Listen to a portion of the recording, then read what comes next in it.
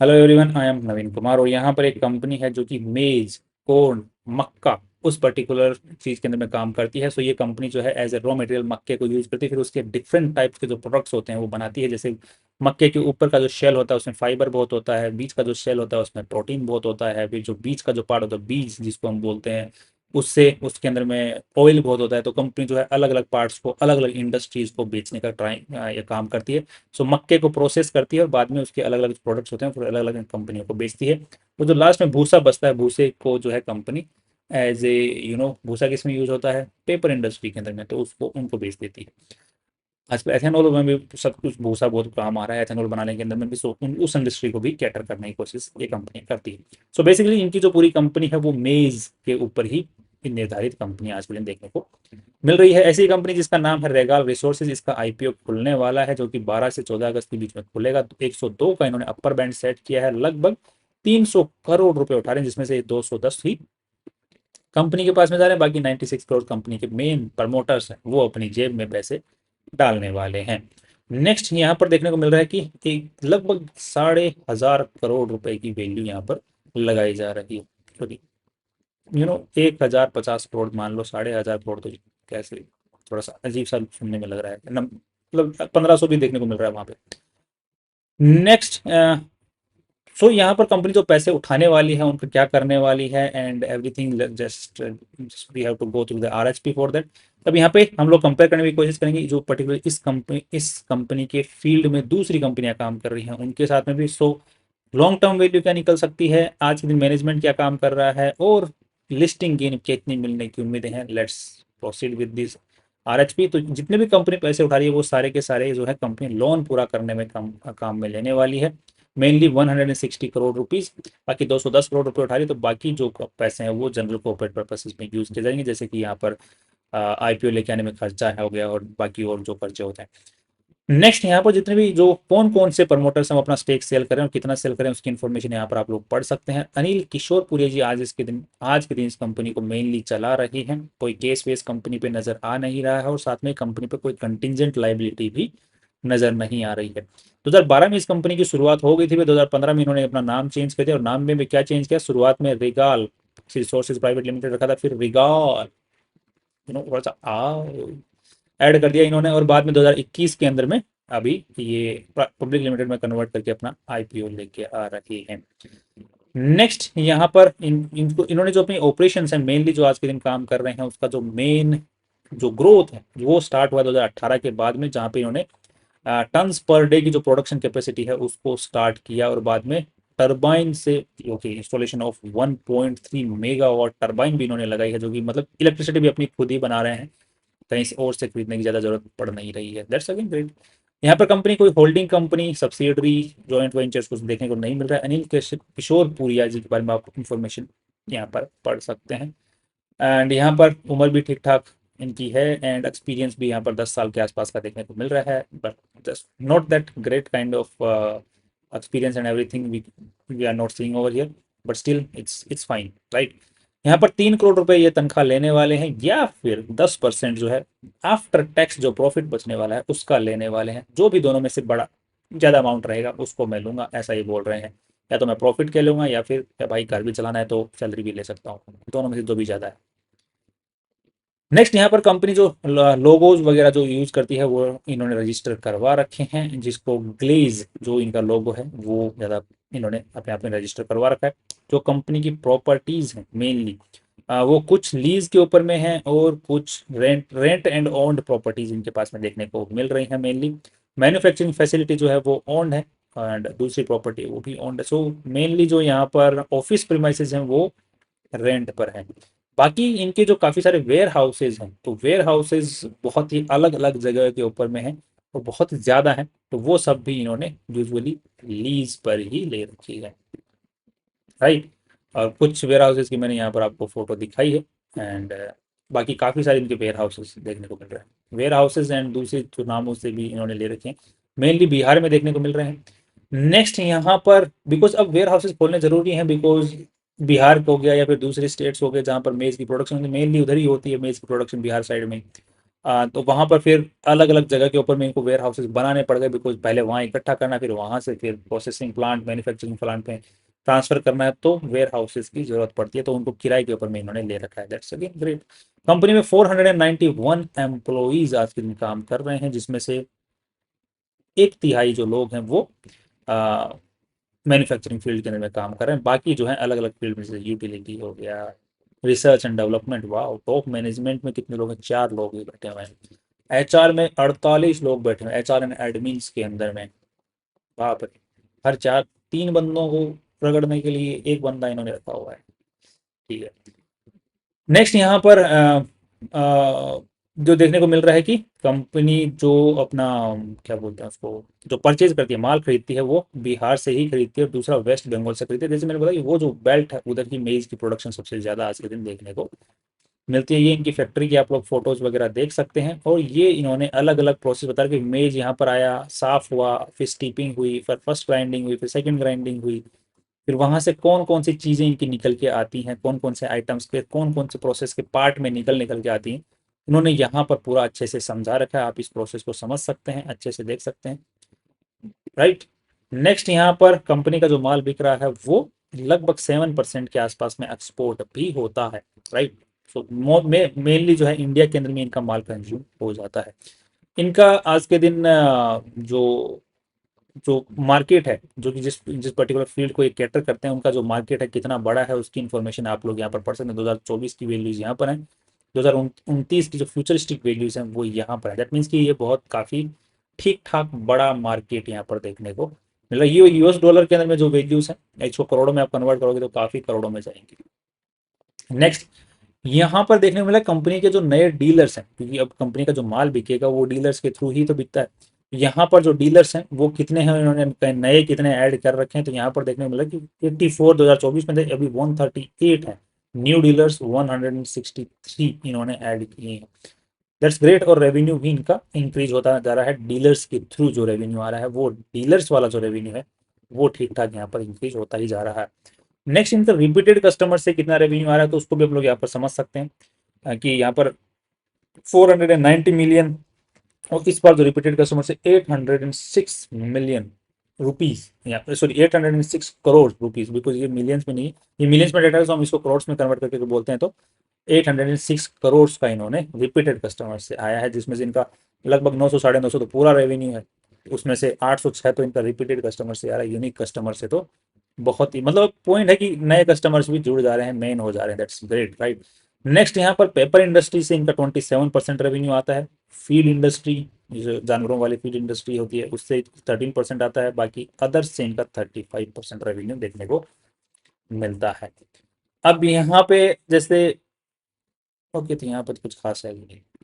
Next यहाँ पर जो इंस्टॉलेशन कैपेसिटी है उसको देखने को मिलता है, तो ये ऑलरेडी 100% मैन्युफैक्चरिंग कैपेसिटी पे काम करे, उनको हर साल जो है और मैन्युफैक्चरिंग कैपेसिटी बढ़ाते ही रहनी पड़ रही है।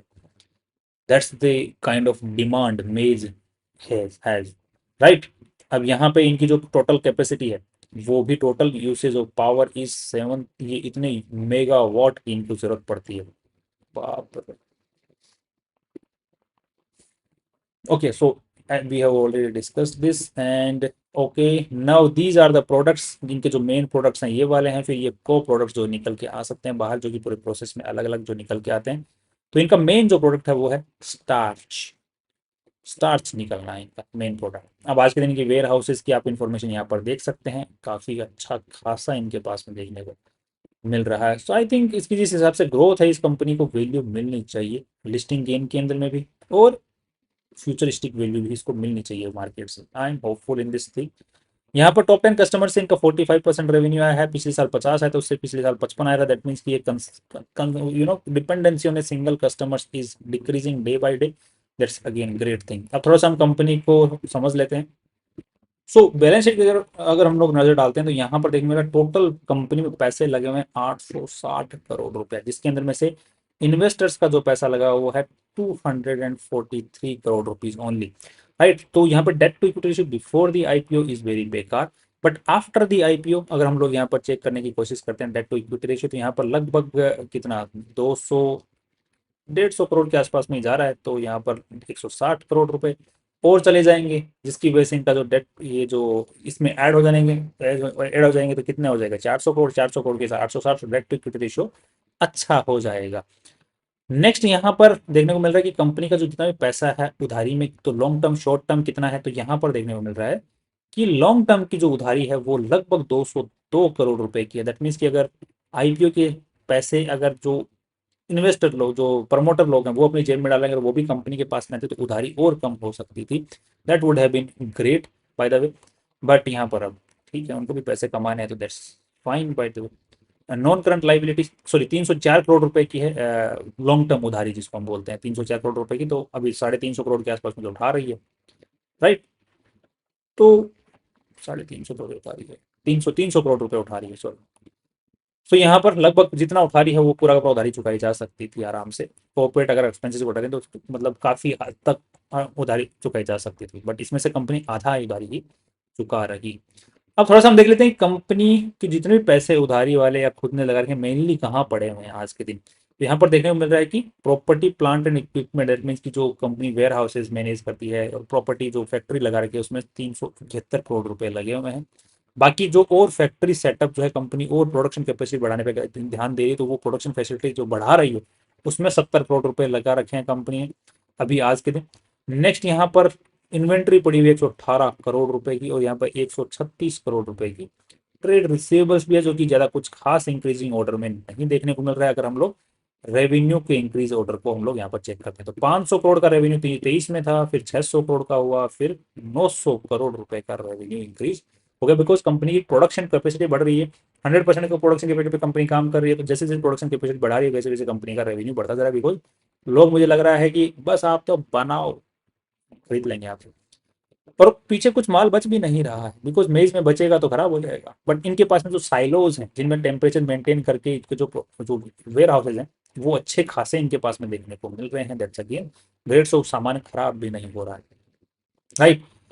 यहाँ पर ये खुद तो प्रोडक्ट जो है खरीद बना के बेच ही रहे हैं, साथ में product purchase of stock in trade, that means कहीं और से खरीद के भी बेचना पड़ रहा है डिमांड को पूरा करने के लिए। That's again fine, that's again good thing bye the वे। तो कंपनी को प्रोडक्शन कैपेसिटी बढ़ाते जाना है और काम चल रहा है, अच्छा चल रहा है। सो नेट प्रॉफिट इन्होंने 47 करोड़ रुपीज का निकाल लिया है। तो अगर हम लोग इस हिसाब से देखते हैं तो लगभग इनका जो पी रेशियो है लगभग 21 के आसपास में आता है, 21 22 के आसपास में आता है लेटेस्ट जो रिजल्ट आया उसके हिसाब से। बट द पॉइंट इज कि नेक्स्ट ईयर क्या ये 50 करोड़ ही रहेगा, तो कंपनी 1.5 करोड़ रुपए, 150 करोड़ रुपए लोन का चुका रही है। तो वहां से जो कंपनी का फाइनेंस कॉस्ट जो कि यहाँ पे 37 करोड़ रुपया है, तो इसमें जो है बचत होगी लगभग 15 करोड़ रुपए की।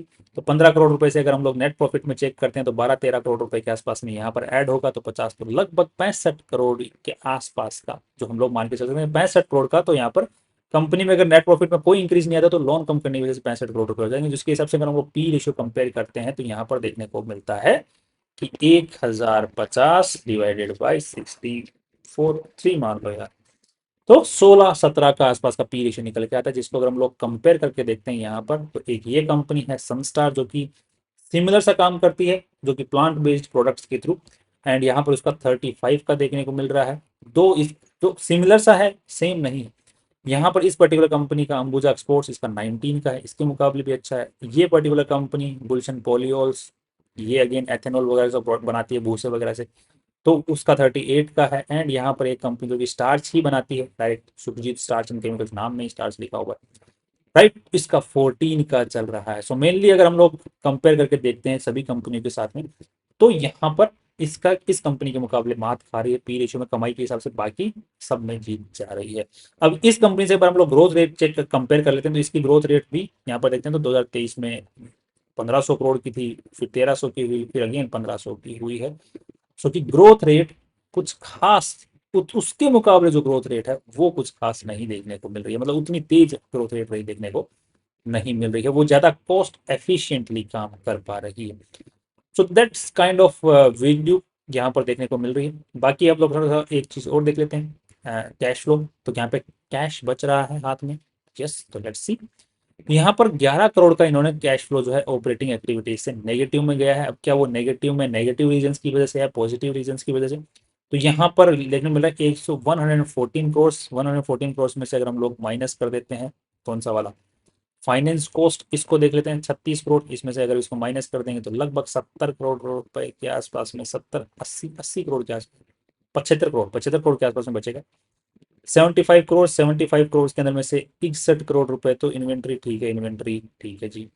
एंड यहाँ पर 9 करोड़ ही ट्रेड रिसीवेबल्स में गए हुए हैं, other non financial assets, okay. That means कि अभी जो फैक्ट्री वगैरह सेटअप वो बढ़ा रहे हैं उसमें पैसे लगे हुए हैं। सो यहाँ पर टोटल मिला के 11 करोड़ रुपए नेगेटिव में है। थोड़ा मुझे यहाँ पर इनका जो कैश जनरेशन जो एक्टिविटीज है उसमें थोड़ा सा डाउट हो रहा है, राइट। इसकी वजह से इनको इतना ज़्यादा लोन जो है वो लेना पड़ रहा है, बिकॉज एक तो एक्सपेंशन बहुत भयंकर तरीके से कर रहे हैं, तो इनको लोन तो वहाँ पे भी लेना पड़ रहा है उस पर्टिकुलर थिंग की वजह से। तो यहाँ पर थोड़ा सा डाउटफुल सिनेरियो बन रहा है।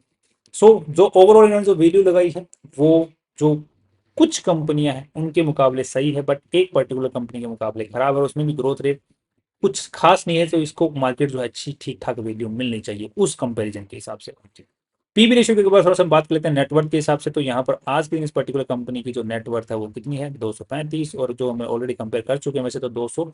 सो 2.2 के आसपास का जो है पीबी रेशियो, 2.2 नहीं 2.4 के आसपास का पीबी रेशियो देखने को मिलता है।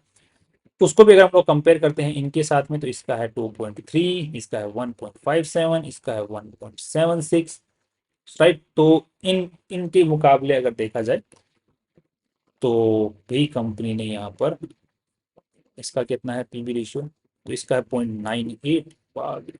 सो पीबी रेशियो वाइज तो यहाँ पर कुछ खास वैल्यू नजर नहीं आता। दैट मीन्स कंपनी ने अपनी जो एसेट्स की जो वैल्यू है, जो कि बैलेंस शीट के अंदर में इन्होंने बना रखे हैं, रख रखे हैं, उनके मुकाबले जो वैल्यू लगाई है वो ज्यादा लगाई है कंपेरेटिवली दूसरी कंपनी के साथ में। सो कमाई के हिसाब से जो वैल्यू है वो ठीक ठाक लगाई है ऑन एन एवरेज, जो कि उसी पर्टिकुलर सेम से फील्ड में काम करती है उसके मुकाबले अगर देखा जाए तो। एंड साथ में पीबी रेशियो की जो वैल्यू है वो ज़्यादा लगाई है। सो यहाँ पर जो ऊपर जाने का जो लिस्टिंग गेन का जो गेन मिल सकता है यहाँ पर, वो मार्केट इसको अगर ग्रोथ के हिसाब से अगर वैल्यू देता है, इसकी जो इंस्टॉल कैपेसिटी, जो कैपेसिटी यूटिलाइजेशन है उसके ऊपर में वैल्यू देता है, और जो ग्रोथ आ सकती है फ्यूचर में उसके हिसाब से अगर वैल्यू देता है, तो मुझे लग रहा है कि 10-15% का यहाँ पर या 20% तक का लिस्टिंग गेन मिलना चाहिए। बाकी लॉन्ग टर्म के हिसाब से ठीक लग रही है, इस पर्टिकुलर सेक्टर के बने रहने की उम्मीदें हैं। कंपनी का सेटअप जो है नया है, तो वहां पर थोड़ा सा क्वेश्चन मार्क अगेन है, और कैश फ्लो में भी थोड़ी बहुत दिक्कतें नजर आ रही हैं। तो वो जो फास्ट ग्रोइंग जो कंपनी होती है वो कई बार कुछ गड़बड़ें कर जाती है, तो वो थोड़े से डाउटफुल यहाँ पे सिनेरियो बन रहे हैं, इसलिए लॉन्ग टर्म का व्यू अभी नहीं बनाएंगे। Short term and listing gain का व्यू हम लोग बना के चल सकते हैं। I am little bit hopeful कि मार्केट को इसको थोड़ी बहुत वैल्यू देनी चाहिए, 15-20% की। एक बार हम लोग देख लेते हैं कि इसका जीएमपी क्या चल रहा है, तो यहाँ पर देखने को मिल रहा है कि 20% के आसपास का जीएमपी भी चल रहा है, और जो वैल्यू है वो उस पर्टिकुलर चीज की वजह से ही मिल सकती है। So long term view is not right now, in the future फिर से रिसर्च करेंगे तो देखेंगे। शॉर्ट टर्म के हिसाब से as per present data, this is my view, based on this analysis, these are my views. And बाकी आपको भी अपना डिसीजन बनाए अपने फाइनेंशियल एडवाइजर से पूछ के और रिसर्च करने के बाद में ही आपको डिसीजन बनाना है। That's all. कल फिर मिलते हैं वीडियो के साथ। Finally see you tomorrow.